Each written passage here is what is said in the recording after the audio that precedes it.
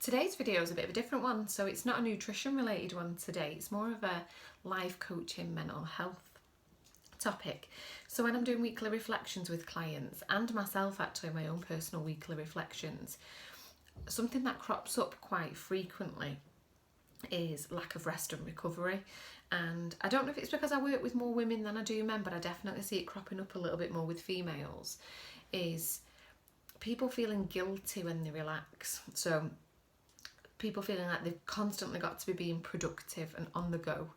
Otherwise, there's a feeling of unrest, like you should be doing something, which really impairs our ability to just truly switch off, enjoy our surroundings, enjoy time with our families, etc. And you've constantly got like a nagging to-do list in your mind. So it's something that I've had to work on for myself personally, because I know it is something that I struggle with. I love being productive and I feel a real sense of achievement when I'm being productive, so I almost feel like when I switch off and when I'm not being productive that I'm being lazy, which is absolutely not the case. So here's a few hints and tips for you really on, first of all, why it might be happening and why you might have that feeling of guilt when you're relaxing, and second of all, a few hints and tips on how you can improve those feelings and you can actually get more joy and fulfillment out of your rest and relaxation time. So the first reason why this potentially might be happening is we might link our productivity to our self-worth.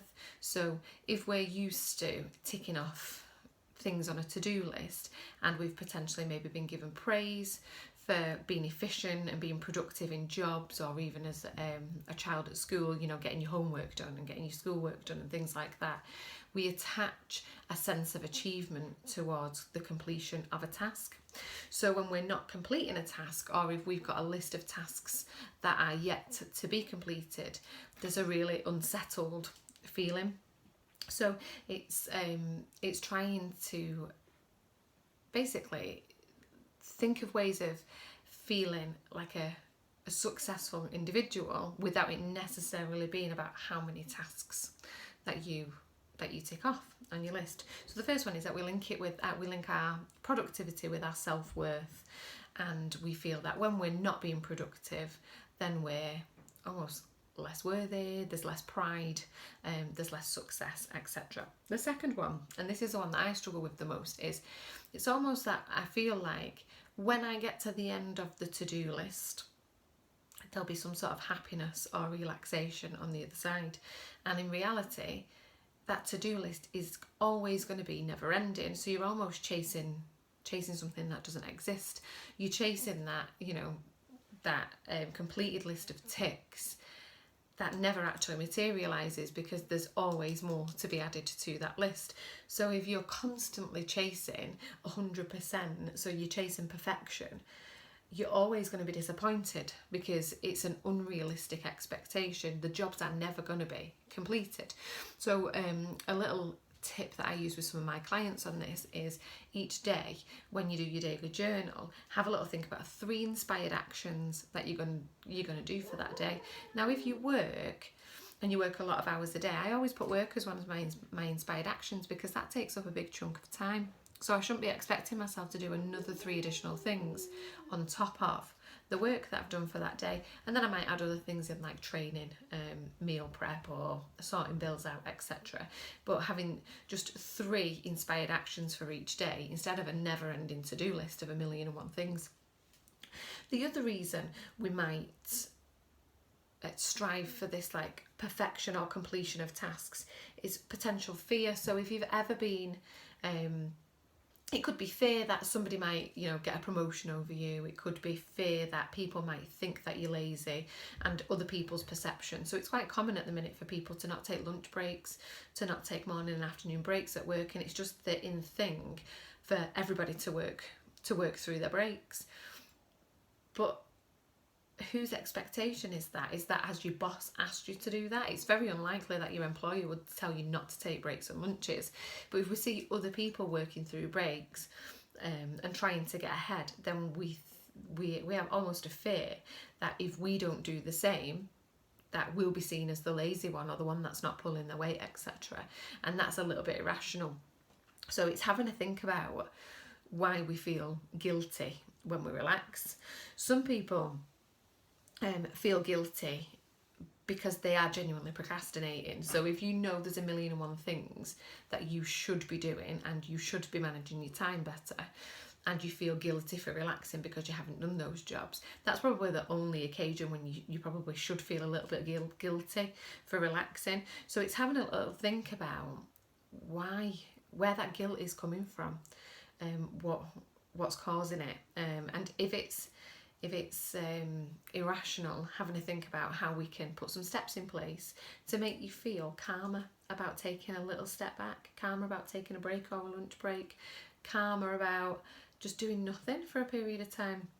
So my top tips for allowing yourself to relax without feeling guilty are: give yourself at least one full rest day a week. So if you're training, if you're eating well, if you're working towards a promotion, working really hard, etc., you should have at least one rest day in your diary where you just get to be you. Do things that are good for your soul, do things that make you feel happy and peaceful, sit in your pyjamas all day if you want to, and try and learn to not feel guilty because it's planned in. You've achieved everything you've set out to do in the other 6 days, and allow yourself that one rest day a week. The other thing is, try and stop comparing yourself and competing with others. So I know, again, I say women, but I think it's because I work with more women than I do men, like I said earlier. They'll say, I do more around the house than my partner does, and I'm always the one at work that works through my breaks and things. But sometimes nobody's asked us to do all of that extra stuff. No one's asked us to put in that extra work. We just do it, and then we all not only do we feel guilty when we don't relax, we get pissed off at other people that they're not working at the same work rate as us, which is, it's kind of wrong on both fronts, really. So try and stop comparing yourself to others. Try and stop competing to the person next to you at work. If they want to work through their break, fine. You'll actually be more productive if you take 10 minutes for some fresh air, or go and grab a coffee, go and grab a chat with somebody that you like, etc., than just working through. We do actually need breaks for our brain to be more productive. Adam has this really good quote that he shares with people, or a story that he shares with people, and he says there's a guy who's given the job of chopping down every tree in a forest, and he's hacking away and hacking away and hacking away, and his knife's becoming blunt over time. And somebody says, why don't you just take half an hour, have a rest, sharpen your knife, and go again, and the job will be quicker? And he says, I haven't got time to rest and sharpen the knife. I've got all these trees to chop down. And actually, sometimes that rest can actually propel you forwards to be more productive and to get more of your jobs done. The second thing is, try to stop seeing wasting time as non-productive. Your body needs rest, your mind needs rest. We all need periods of times of reflection where we think, what am I doing well at the moment, what's working, what isn't working. We all need time to laugh and joke and be around people.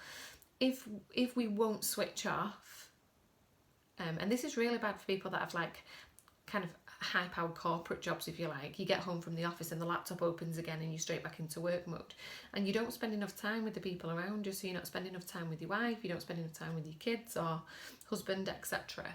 And actually, taking rest time can sometimes really help some of your relationships to flourish, which can make your environment much nicer to be in, and it can make you more inspired and happier with your work. So try to change the way you look at wasting time and try and see it as allowing other things to flourish in your life.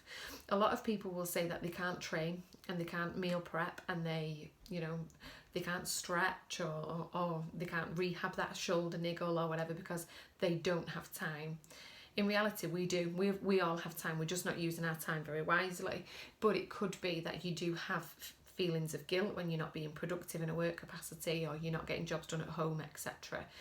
And it's trying to think about your life as a balance. And actually, if you make time to train and you make time to work and you make time for your family and you make time to prepare healthy meals, you'll actually be a happier, more well-rounded individual. So taking some of those times to be non-productive and spend time with your loved ones and to eat nice food, etc., could actually be really productive for your mental health and your well-being. So resting and relaxing isn't non-productive time, it's absolutely productive.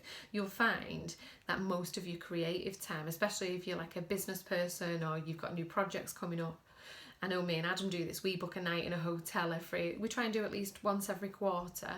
We know that when we're away from work and we're away from home, etc., and we're relaxing and there's nothing else to occupy our time with, we come up with our best ideas and we're at our most inspired. So that time definitely isn't non-productive, because actually that might take our business up onto the next level, or our personal family goals onto the next level. But if you don't allow yourself that time to switch off, you're never going to really allow yourself to be creative. A tip that I try to use is try and build the muscle of rest. So if you really struggle with switching off and resting, try and schedule in 10 minutes a day to do absolutely nothing. Everybody could spare 10 minutes. Just 10 minutes a day to do nothing. So that doesn't mean going on your phone, it doesn't mean watching Netflix or reading or whatever. To just sit and be still and do nothing. You know, people watch, see what's going on around you. Be calm, feel your heart rate, you know, slowing down, feel yourself relaxing, and then try and, like I said, start having a scheduled rest day in your diary a week where you don't check your emails and you don't check your phone, and devices are really distracting and they do take us away from our family, so we feel like we're never switching off. So try and have those planned times of rest in. The other thing to be aware of is, do you struggle to relax because of other negative thoughts? So a lot of people will work and work and work and make sure that they're super productive, because they know that the second that they take a step back and relax, they've got unresolved issues from the past that start coming into their head, or thoughts on, you know, why did I say this to such a person 5 years ago, or, you know, I can't believe that person, you know, disobeyed my trust 10 years ago and, you know, ruined our relationship, or whatever it might be. Sometimes it's easier for people to just distract themselves with work, but then those thoughts, those unresolved battles that you've got in your mind, they're going to come back and bite you on the arse at some point, and it might result in depression, a mental breakdown, etc. So sometimes it's really good to do mindfulness practice. So some people not a fan of it because it sounds a little bit hippie, etc. But being mindful is just about allowing your thoughts to come and go and acknowledging them instead of suppressing them, trying to push them to one side. Having 10 minutes and just thinking, right, so there's a recurring thought process here about being behind on bills, or there's a recurring thought process over me and my husband not getting along at the minute, and try and acknowledge. You don't have to act on them every time you have the thought, but at least allowing the thoughts to come and go instead of just busying yourself and trying to push the thoughts out of your mind until you're absolutely shattered, you sleep, and then you get up again and you busy yourself. So if you know that you're in that category and you busy yourself because you don't like to deal with your own thoughts, start putting that 10 minutes a day in and start noting down what the thoughts are. If there are themes, then eventually over time you can work on them, but without that rest and recovery and that downtime, those thoughts are going to keep circulating with no resolution, and eventually they will build up and they will cause you issues. Next one is review your own expectations versus your reality. So who's putting the expectation on you that you have to be productive 100% of the time? 9 times out of 10 it's ourselves. And change your expectations. Start scheduling in your diary time for productivity, time for reflection, and time for relaxation, and try and alternate between the three. We've lost the balance on this, and a lot of us we only put time in for productivity, and all the times around that we're not being productive are seen as a waste. You need to start thinking of your reflection time as productive, because it's going to allow you to readjust and change the way that you're working. And your relaxation time, it's really good to do things that are good for your soul. It could be having a hot bath, going for a walk, cuddling a pet, for example. Start seeing that time as, instead of it being wasted time, it's productive, it's good for your soul, it's going to make you a happier, more well-rounded individual in the end. And I think that's kind of pretty much it in terms of my hints and tips. The other one is try and the last one really is try and fall in love with the process of growth and learning and developing, instead of fixating on an end point that happiness is going to come when that list is complete. Actually, the happiness comes from doing a few jobs, having a bit of downtime, reflecting on how you're doing, and just slow the pace right down. Give it a go. See how you feel with it. If you really struggle with it, just planning 5 minutes a day or 10 minutes a day, and start seeing all the positives that rest and relaxation brings, instead of seeing it as non-productive wasted time. If you are still feeling guilty, try and think, am I resting and relaxing when there are genuine things that I just keep putting off?